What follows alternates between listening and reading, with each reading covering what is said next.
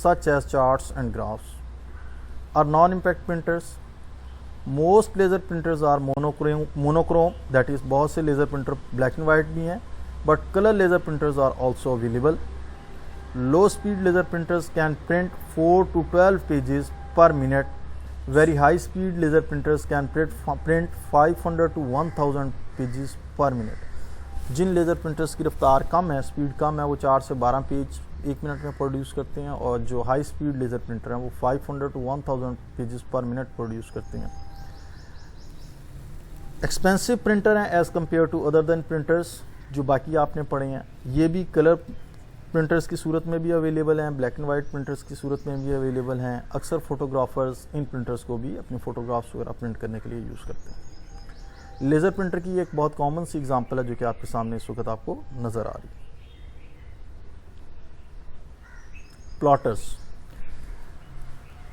Plotters एक ऐसे output device हैं जो नक्शा जात वगैरह की आउटपुट प्रोड्यूस करने के लिए इस्तेमाल किए जाते हैं. क्योंकि नक्शा जात के जो पेपर्स की साइज़ होता है वो बहुत ज़्यादा होता है, सो सिटी प्लानर्स, इंजीनियर, आर्किटेक्चर्स जब कभी अपनी ड्राइंग्स को उन्होंने प्रिंट करना हो हार्ड कॉपी की सूरत में, इन प्लॉटर्स का इस्तेमाल करते हैं. ये जो प्लॉटर्स हैं ये आपको दो किस्म के फॉर्म में अवेलेबल होते हैं.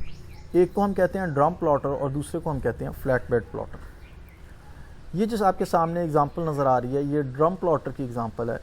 ये पेज एक ड्रम के ऊपर हैंग किया हुआ है जो कि 2 and 4 मोशन में मूव करता है. इस पेज के ऊपर जो आपके सामने ग्रीन रंग की आपको बेस नज़र आ रही है, यहाँ पर पेन्स होते हैं जो कि हॉरिजेंटल मोशन में मूव करते हैं. तो इस तरीके से किसी भी पेज पर बासानी प्रिंट लिया जा सकता है. ये जो आपके सामने एग्जांपल नज़र आ रही है ये फ्लैट बेड प्लॉटर की है. पेपर जो होता है इसके ऊपर, इसके बेड के ऊपर प्लेस कर दिया जाता है. पेपर 2 and 4 मोशन में मूव करता है और इस पेपर के ऊपर जो आपके सामने ब्लैक हिस्सा नज़र आ रहा है इस हिस्से में कुछ पेन्स लगे होती हैं जो हॉरिजेंटल मोशन में मूव करती हैं, जिसकी मदद से कोई डिज़ाइन या कोई डायग्राम पेपर के ऊपर ड्रॉ होती है. सो अब इन्हीं बातों को मैं आपके सामने एक्सप्लेन कर रहा हूँ चंद पॉइंट्स की सूरत में कि plotters are an ideal output device for architects, engineers, city planners and others who need to routinely generate high precision hard copy graphic output of widely varying sizes. Two commonly used types of plotter are drum plotter and flatbed plotter. Drum plotter, in which the paper on which the design has to be made is placed over a drum that can rotate in both clockwise and anti-clockwise direction. So यहाँ पर ये जो आपको drum नज़र आ रहा है जिसके ऊपर पेज हैंग हुआ है ये क्लॉकवाइज और एंटी क्लॉकवाइज डायरेक्शन में मूव करता है. Flatbed plotter, in which the paper on which the design has to be made is spread and fixed over a rectangular flatbed table.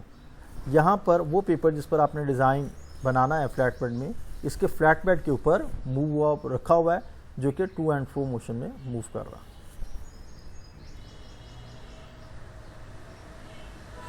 Screen image projector आपने university में अपनी देखे होंगे. बड़ा commonly use होने वाला आउटपुट डिवाइस है जिसकी मदद से हम जो आउटपुट होती है वो सामने स्क्रीन के ऊपर प्रोजेक्ट करते हैं और अपनी बात विजुअली ऑडियंस को दिखाते हुए अंडरस्टैंड करवा सकते हैं. सो स्क्रीन इमेज प्रोजेक्टर भी एक आउटपुट डिवाइस है जो डायरेक्टली प्लग किया होता है आपके कंप्यूटर सिस्टम के साथ, ताकि वो आपके कंप्यूटर से इंफॉर्मेशन लेता हुआ सामने स्क्रीन के ऊपर प्रोजेक्ट कर सके उन इंफॉर्मेशन को. यूज़फुल होता है किस मकसद के लिए? प्रेजेंटेशंस बनाने के लिए, ग्रुप ऑफ पीपल्स को कंप्यूटर से अपनी प्रेजेंटेशंस के बारे में इंफॉर्मेशन देने के लिए. So useful for making presentation to a group of people with direct use of computer. जैसे कि टीचर्स स्टूडेंट्स को स्क्रीन इमेज प्रोजेक्टर के ज़रिए अपने लेक्चर के बारे में अंडरस्टैंडिंग देते हैं. Full fled multimedia presentation with audio, video, image and animation can be prepared and made using this facility. आप एक मुकम्मल मल्टीमीडिया प्रेजेंटेशन बना सकते हैं स्क्रीन इमेज प्रोजेक्टर के ज़रिए और वो डिलीवर भी करवा सकते हैं इस इमेज प्रोजेक्टर की फैसिलिटी को इस्तेमाल करते हुए. Voice response system. Voice response system enables a computer to talk to a user. Has an audio response device that produce audio output. Voice response system दो किस्म के होते हैं, एक को आप कहते हैं वॉइस रिप्रोडक्शन सिस्टम और दूसरे को आप कहते हैं voice synthesizers. Voice reproduction system produce output, audio output produce करते हैं by selecting an appropriate audio output from a set of pre recorded audio responses. Applicants includes audio help for guiding how to operate a system, automatic answering machine, video games. जो applicants हैं voice response system के,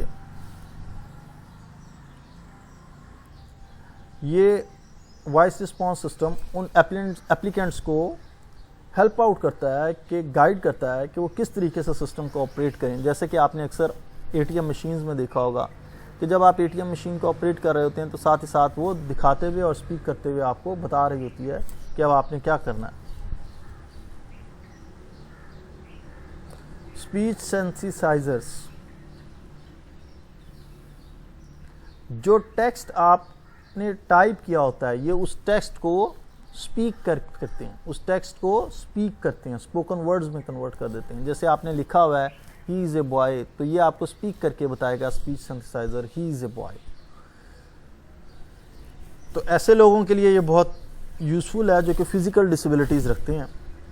Convert text information into spoken sentences used for applicants such as, किन applicants के लिए use किया जा सकता है इनको? Reading out text information to blind persons, जो कि फिजिकल डिसेबिलिटीज़ रखते हैं।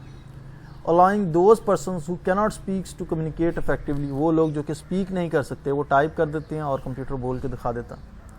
Translate and enter text into spoken words in A selective language, किसी भी लैंग्वेज में आपने कोई टेक्स्ट लिखा है ये उसको स्पीक करके दिखा देते हैं। तो इस तरह ट्रांसलेटर का काम भी ये परफॉर्म कर सकते हैं।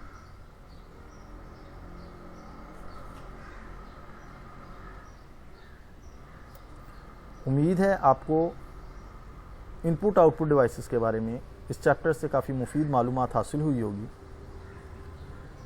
आप इन टॉपिक्स को स्टडी करें, इन पर कंसंट्रेट करें, इंशाल्लाह आपके बहुत से मामलात हल हो जाएंगे।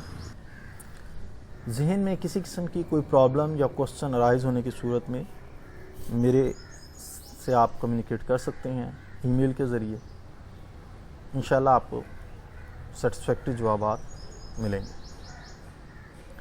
अब हम अपने चैप्टर नंबर 8 की तरफ जाएंगे जिसका नाम है सेकेंडरी स्टोरेज डिवाइसेस।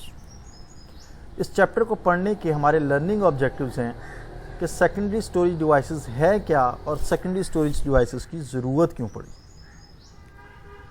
फिर हम कॉमनली यूज़ होने वाले सेकेंडरी स्टोरेज डिवाइसेस को क्लासिफाई करेंगे, सीक्वेंशियल सेकेंडरी स्टोरेज डिवाइसेस को और direct access secondary storage devices के बारे में, दोनों में डिफरेंस क्या है इस चीज़ को देखेंगे।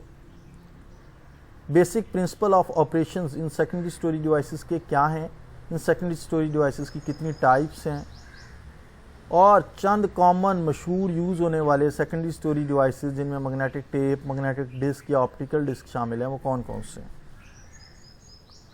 कॉमनली यूज़ होने वाले मास स्टोरेज डिवाइसेस कौन कौन से हैं। इन सेकेंडरी स्टोरेज डिवाइसेस के साथ कौन कौन से कॉन्सेप्ट्स रिलेटेड हैं, जैसे कि रेड सेकेंडरी स्टोरेज डिवाइसेस का एक बहुत इंपॉर्टेंट कॉन्सेप्ट है, ज्यूक बॉक्स बहुत इंपॉर्टेंट कॉन्सेप्ट है और स्टोरेज हायरार्की बहुत इंपॉर्टेंट कॉन्सेप्ट है।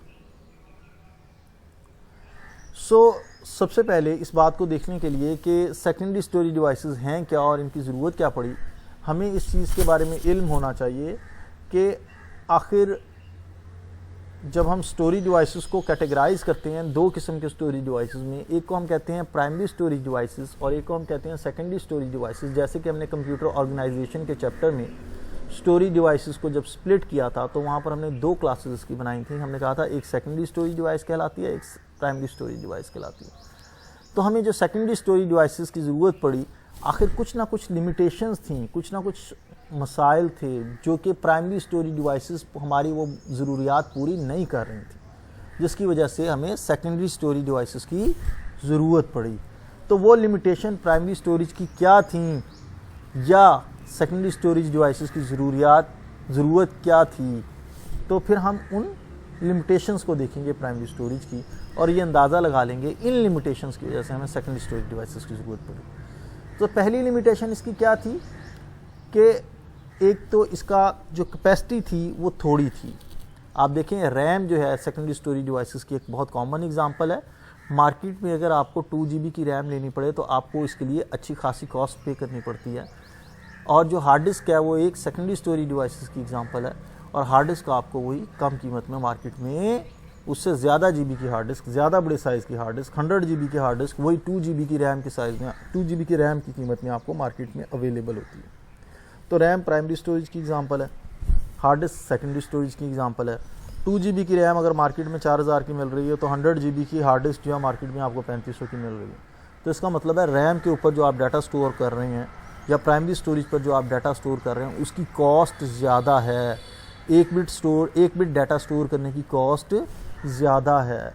क्यों? क्योंकि इसकी कैपेसिटी लिमिटेड है। सो लिमिटेड कैपेसिटी बिकॉज द पर bit of storage is high. एक तो इसकी लिमिटेशन ये है। दूसरी इसकी लिमिटेशन ये है कि ये नेचर में वोलाटाइल है। जब तक इलेक्ट्रिसिटी रहेगी आपका कंप्यूटर चलता रहेगा, डाटा इसमें मौजूद रहेगा। जिस तरह ही इलेक्ट्रिसिटी ख़त्म हो जाएगी, बंद, आपका कंप्यूटर ऑफ हो जाएगा, डाटा आपकी रैम में से, आपकी प्राइमरी स्टोरेज में से वॉश आउट हो जाएगा।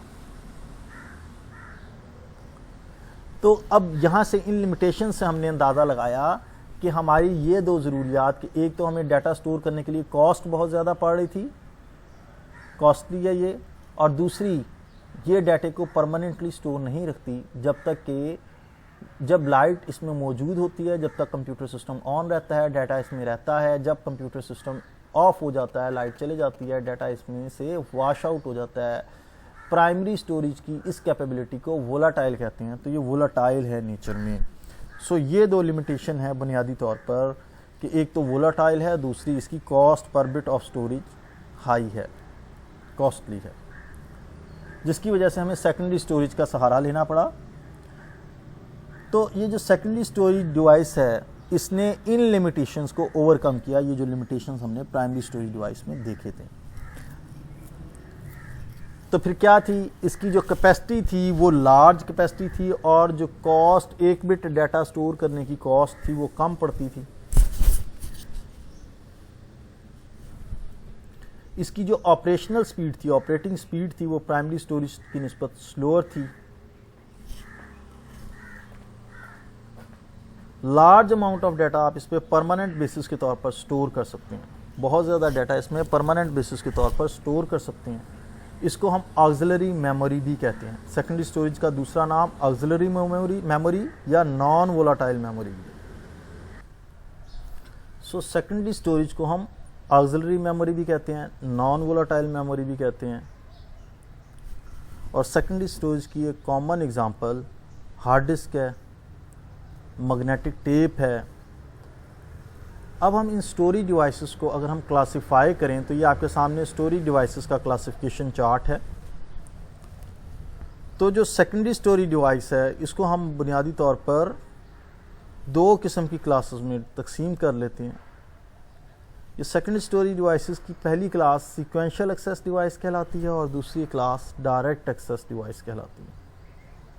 सीक्वेंशियल एक्सेस डिवाइस की एक बड़ी कॉमन एग्जांपल मैग्नेटिक टेप है, जो पहले पुराने ज़माने में ऑडियो कैसेट्स या वीडियो कैसेट्स आती थी, उसके अंदर जो टेप होती थी उसको मैग्नेटिक टेप कहते हैं। सो सीक्वेंशियल एक्सेस डिवाइस की जो sequential access secondary storage device है उसकी बहुत कॉमन सी एग्जांपल मैग्नेटिक टेप है। और डायरेक्ट एक्सेस स्टोरेज डिवाइसेस को हम तीन क्लासेस में तकसीम कर देते हैं।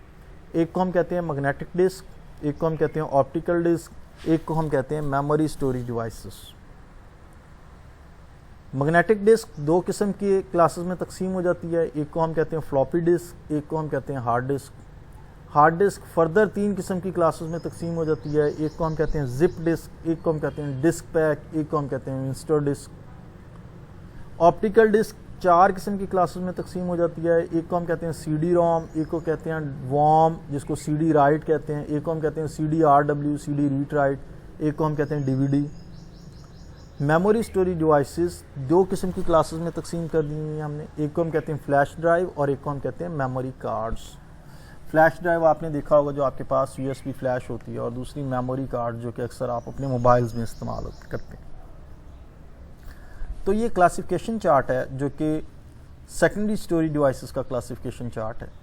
इस क्लासिफिकेशन चार्ट के मुताबिक हम आगे मज़ीद आने वाली सेकेंडरी स्टोरेज डिवाइसेस को पढ़ेंगे।